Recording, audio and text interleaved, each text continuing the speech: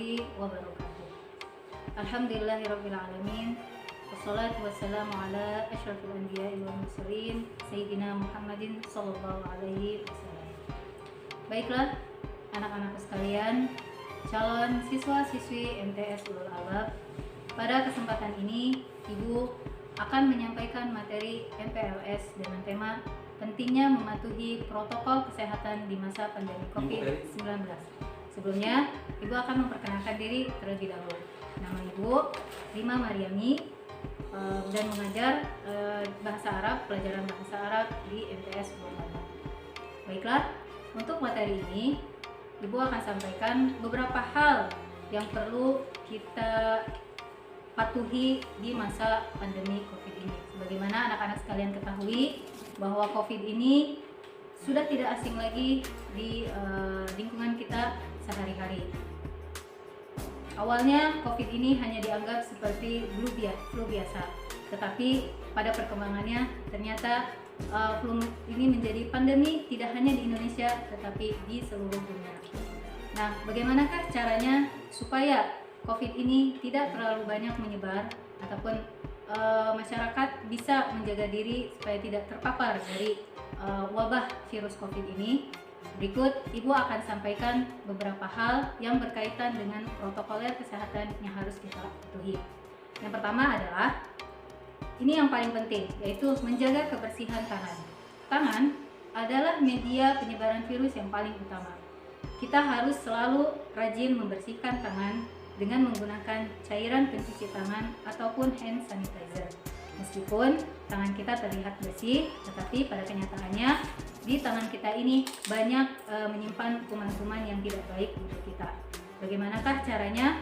Yaitu dengan membasuh tangan dan mencucinya dengan sabun dengan air yang mengalir, ya.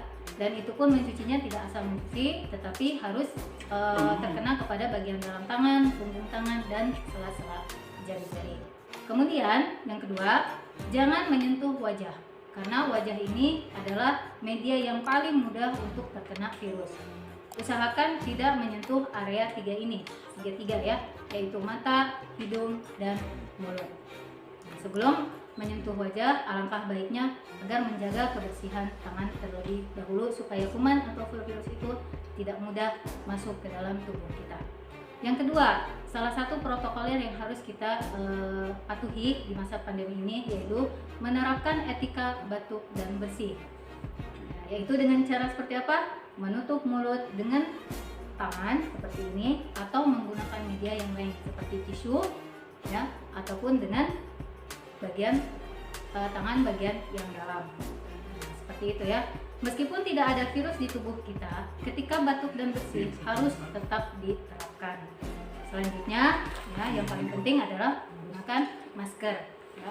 Masker ini digunakan ketika kalian berada di luar rumah ataupun berada di luar di ruangan yang terbuka. Ya.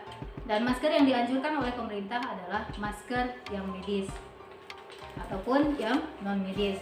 Adapun untuk masker yang medis ada penggunaannya, yaitu hanya cukup 1 kali penggunaan. Setelah itu harus diganti dan dibuang masker yang sebelumnya. Nah, itu harus dibuangnya ke tempat sampah yang tertutup. Kemudian jangan lupa untuk mencuci tangan setelah melepaskan masker tersebut. Bagian yang berikutnya, yaitu yang terakhir, adalah menjaga jarak yang kita kenal sekarang ini dengan social distancing. Bagaimana supaya menjaga jarak ini bisa menghindarkan terjadinya paparan virus dari orang ke orang lain dengan maksimal menjaga jarak 1-2 meter. Terus kemudian kita dilarang untuk berkumpul dan berkerumunan untuk meminimalisir kontak fisik satu orang dengan orang lain. Ya. Bagaimana dengan orang yang terkena ataupun yang terpapar dengan COVID? Anjuran dari Menteri Kesehatan dan pemerintah adalah kita harus melakukan isolasi mandiri. Tidak dikhususkan bagi yang terpapar saja, tetapi bila kita mengalami gejala yang tidak baik di dalam tubuh kita, makanya sebaiknya secara sukarela bersedia berdiam di dalam rumah. ya, tidak mendatangi tempat kerja ataupun tempat yang umum, ya, berkerumun, sekolah atau tempat yang banyak berkerumun di sana, banyak berkerumun orang di lingkungan tersebut, karena mungkin saja resiko infeksi COVID itu sangat besar ya di tempat yang terbuka seperti itu. Terus untuk kita sendiri yang sehat harus tetap menjaga kesehatan badan dengan istirahat yang cukup, makan makanan yang bergizi, dan menghindari stres supaya mental dan kekuatan fisik kita itu terjaga dari paparan virus corona ini. Nah, upaya-upaya tersebut, anak-anakku sekalian, tidak akan menjamin masyarakat kita ini bisa mematuhinya. Tetapi kalau kita mulai dengan diri sendiri, maka tidak akan mungkin wabah ini perlahan-lahan akan hilang dari Indonesia ataupun dari lingkungan kita sendiri. Yang sudah patuh diam di rumah, jangan menyalahkan orang yang sudah keluar di jalan. Padahal kalau boleh memilih, kita pun sendiri bisa hanya tinggal diam saja di rumah. Tapi karena orang lain memiliki kepentingan, maka ada hal-hal yang perlu mereka pertimbangkan untuk melakukan kegiatan di luar. Nah, bagi anak-anakku sekalian, karena masa pandemi ini, untuk sementara pembelajaran hanya dilakukan lewat daring ataupun online. Dengan begitu, tetap anak-anak sekalian di rumah menjaga kesehatan dengan mematuhi protokoler kesehatan yang sudah Ibu paparkan tadi. Demikian materi yang bisa Ibu sampaikan, mudah-mudahan bisa dipahami oleh anak-anakku sekalian. Semoga bermanfaat. Mohon maaf bila banyak kesalahan dalam penyampaian materi ini tadi. Wabillahi taufiq wal hidayah. Wassalamualaikum warahmatullahi wabarakatuh.